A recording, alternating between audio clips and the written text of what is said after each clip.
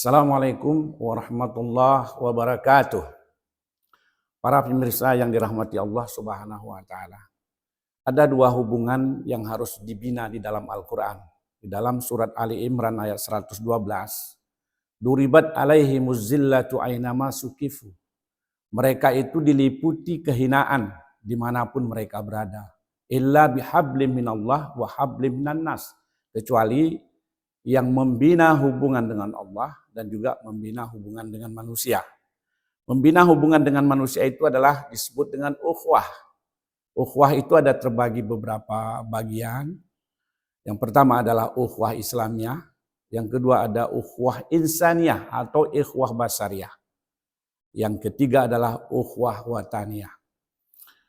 Ukhuwah Islamiyah, sebagaimana Al-Quran dalam surat Al-Hujarat ayat 10 mengatakan innamal mu'minuna ikhwah. Sesungguhnya orang-orang beriman itu adalah bersaudara.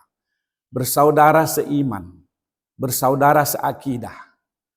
Pernah satu ketika saya melaksanakan haji di tahun 2010, ketika mau minum air Zam-Zam, namun ada seorang di depan saya, sepertinya melihat dari kulitnya adalah orang Nigeria.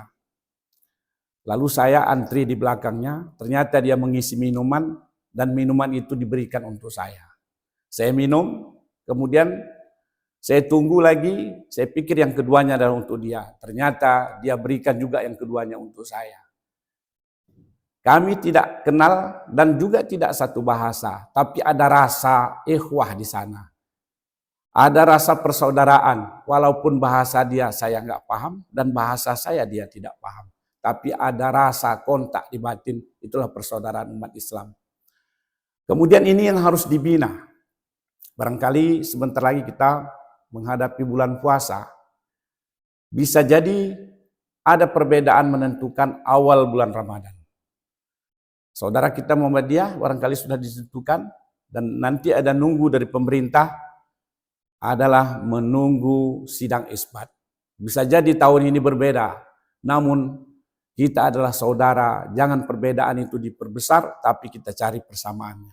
Bisa jadi nanti tarawih juga ada perbedaan rakaat. Nah, namun kita adalah saudara sesungguhnya. Saudara itu yang harus dibina. Itu adalah namanya saudara ukhuwah Islamiyah. Kita satu akidah, satu agama yang harus rukun, yang harus kita bina persaudaraan kita. Kemudian ada juga disebut dengan ukhuwah insaniyah. Juga di dalam surat Al-Hujarat ayat 13 Allah berfirman, Ya ayuhan nas, inna khalaqnakum min zakarin wal unsa. Wahai manusia, sesungguhnya kamu dijadikan dari laki-laki dan perempuan. Wa ja'alnakum syu'uban wa qabail. Dan juga kamu dijadikan bersuku-suku dan berbangsa-bangsa. Li ta'arafu, untuk saling mengenal. Para pemirsa yang dirahmati Allah Subhanahu wa taala. Li ta'arafu itu adalah bukan hanya sekedar mengenal saja. Lebih dalam lagi ada disebut tingkatan-tingkatan ukhuwah. Yang pertama adalah ta'aruf. Ta'aruf itu saling mengenal. Yang kemudian adalah tafahum, saling memahami. Sebagaimana Rasulullah SAW sangat memahami para sahabatnya.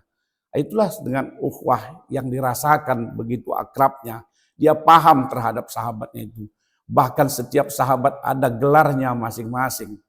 Sesuai dengan kemampuan, sesuai dengan profesi daripada para sahabat itu, sehingga dijuluki dengan gelar yang tertentu oleh Rasulullah SAW. Selanjutnya adalah ta'awun, saling tolong menolong, itulah baru disebut saudara. Li ta'arafu di sini, saling mengenal, saling menolong, saling memahami, bahkan yang terakhir adalah takaful, saling menanggung. Saling menanggung penderitaan saudara-saudara kita. Rasulullah menikahi istrinya sebahagian bukan karena apa-apa, tetapi karena dia menanggung. Sebahagian adalah janda korban perang. Salah satunya adalah Habsah, anaknya Umar ibnu Khattab. Habsah itu dinikahi karena adalah seorang janda, suaminya meninggal ketika perang Badar. Itulah disebut dengan saling menanggung. Nah, andainya kita menolong, ukhuwah terjalin di tengah-tengah masyarakat, Andainya ada orang melanggar di jalan atau di pinggir jalan, pasti kita menolongnya. Dan kita tidak menanya apa agamanya, apa sukunya. Yang penting kita menolongnya. Itulah yang disebut ikhwah sesungguhnya. Itulah yang disebut dengan ukhuwah persaudaraan. Kita tidak pernah tanya agamanya, walaupun berbeda agama, walaupun berbeda suku, tetapi kita menolongnya. Itulah disebut dengan ukhuwah insaniyah, karena kita sama-sama manusia. Ada lagi adalah ukhuwah wataniyah. Ukhuwah wataniyah adalah kita sebangsa, setanah air. Maka kita wajib saling menolong. Wajib kita bina persaudaraan kita di antara kita. Apalagi kita sebangsa dan setanah air. Kita sama-sama membangun. Andainya ada membangun bersama, manfaatnya pasti kita nikmati bersama. Dalam rangka hubungan dengan Allah yang disebut dengan hablum minallah, ini adalah hubungan kita dalam rangka ibadah kepada Allah Subhanahu wa taala. Sebagaimana tugas kita sebagai hamba, ma khalaqtul jinna wal insa illa liya'budun.